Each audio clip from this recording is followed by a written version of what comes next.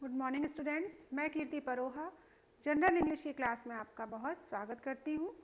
और आज हम आई एम जोस ब्रेन, जो कि आपका टेक्सचुअल पार्ट का लेसन नंबर 9 था, उसके क्वेश्चन आंसर्स डिस्कस करेंगे। So let us discuss about question answer about lesson number 9। चलिए शुरू करते हैं बच्चों।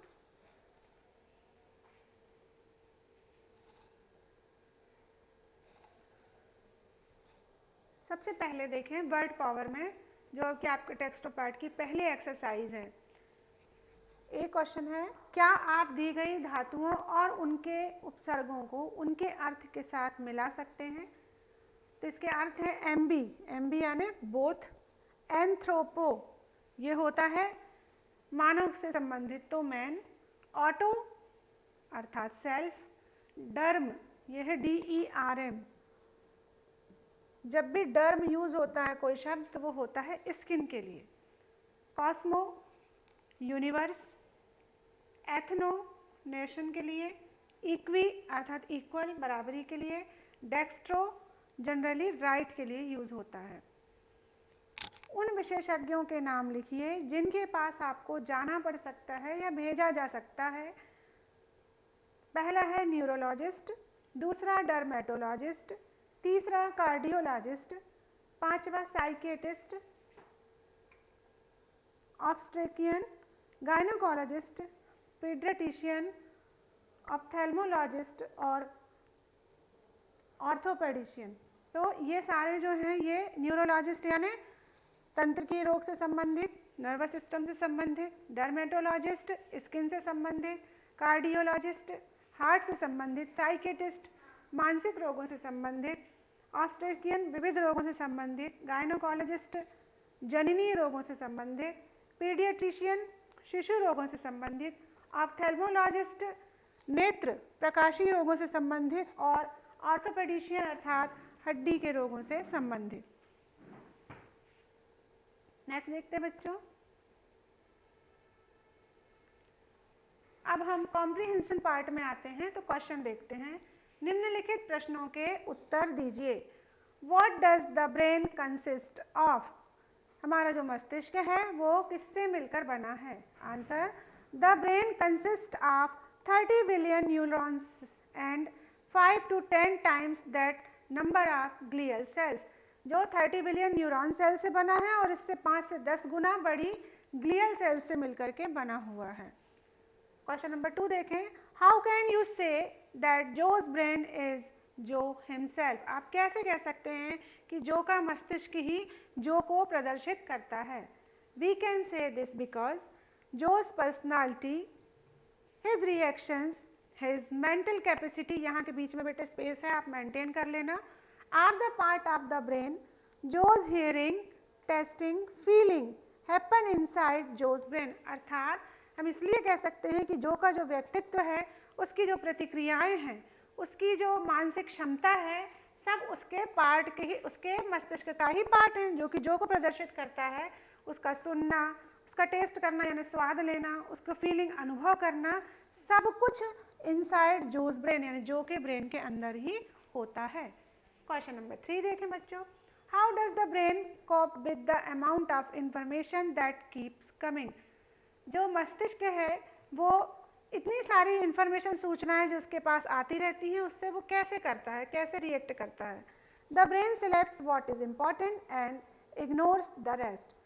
मस्तिष्क में बहुत सारी सूचनाएं लगातार आती रहती हैं, तो वो उनको सिलेक्ट करके रखता है जो कि इम्पॉर्टेंट होती हैं या महत्वपूर्ण होती है, एंड इग्नोर्स और उपेक्षा कर देता है बाकी सूचनाओं की।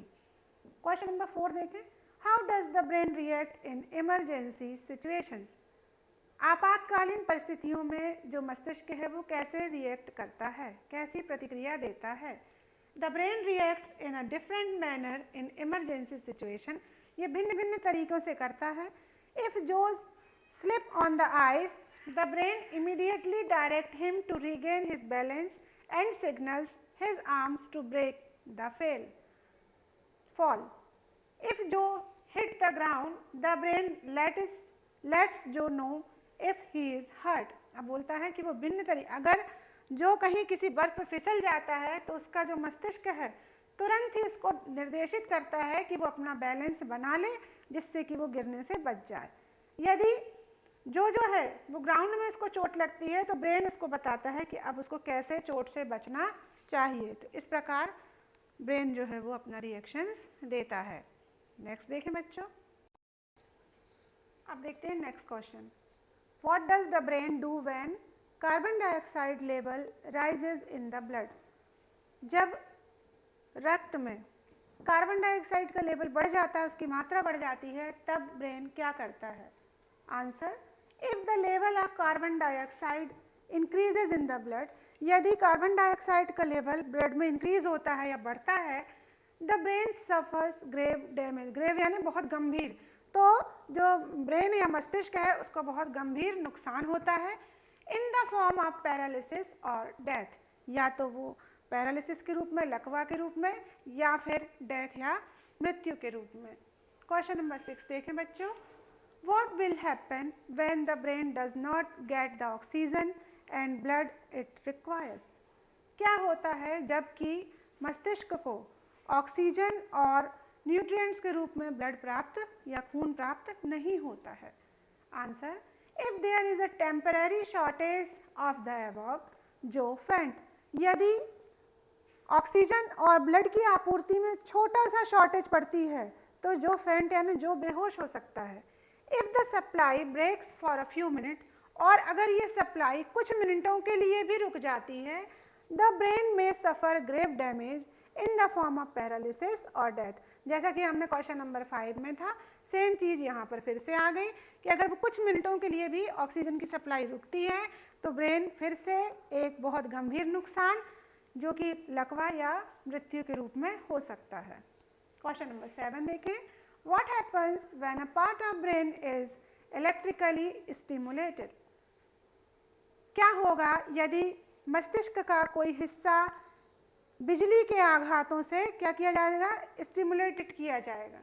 इलेक्ट्रिकल स्टिमुलेशन अर्थात बिजली की उत्तेजना देने से अ डिप्रेस्ड जो इनटू अ एक्साइटेड जो, किसी निश्चित स्थान पर बिजली के आघात देने से वो क्या अभिक्रिया उत्प्रेरित करता है कि जो डिप्रेस है, जो अवसाद में जो चला गया है, वो किस में आ जाता है? एक आनंदित और प्रफुल्लित जो में बदल जाता है। Question number 8, what is most interesting discovery that the brain mappers have made?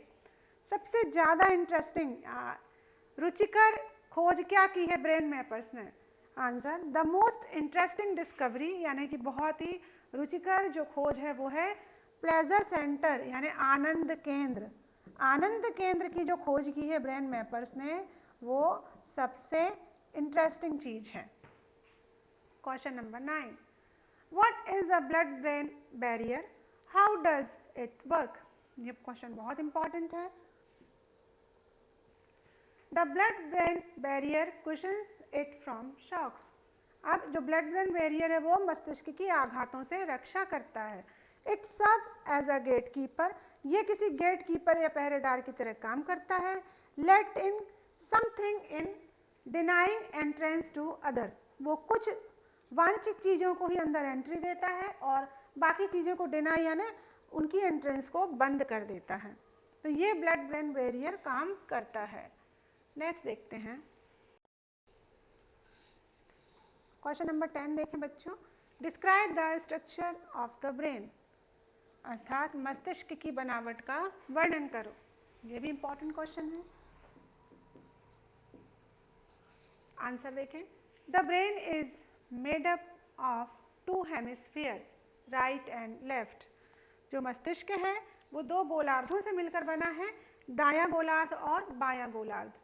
It contains about 30 billion nerve cells और न्यूरॉन्स, और ये लगभग 30 अरब न्यूरॉन सेल्स यानी तंत्रिकी कोशिकाओं से मिलकर के बना हुआ है। It interwoven roots see when a sod is lifted from a lawn resemble the interwoven dendrites of the neurons. इसकी जो इंटरवेंट अंतर्गुथित जो जड़ें हैं वो कैसी दिखाई देती हैं? जैसे कि एक दूब घास की जड़ें नीचे आपस में जुड़ी हुई दिखाई देती हैं, उसी प्रकार से ये भी कैसा अंतर्गुथित है न्यूरॉन्स के तंत्र की कोशिकाओं के समूहों द्वारा। Question number 11, describe the danger that the brain is exposed to.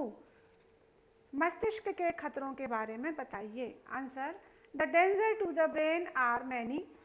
मस्तिष्क में बहुत सारे खतरे रहते हैं, सच एज ट्यूमर्स, जैसे कि ट्यूमर बनना, स्ट्रोक आघात लगना, क्लॉटिंग थक्का, किसका, क्लॉटिंग ऑफ ब्लड यानी रक्त का थक्का,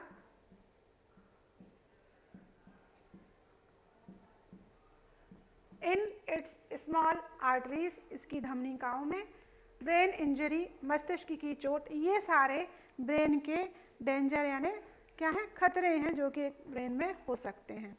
थैंक यू बच्चों, ये थे आपके क्वेश्चन आंसर्स और नेक्स्ट उसमें हम इसके इम्पॉर्टेंट वर्कबुक संबंधी एक्सरसाइज को हल करेंगे।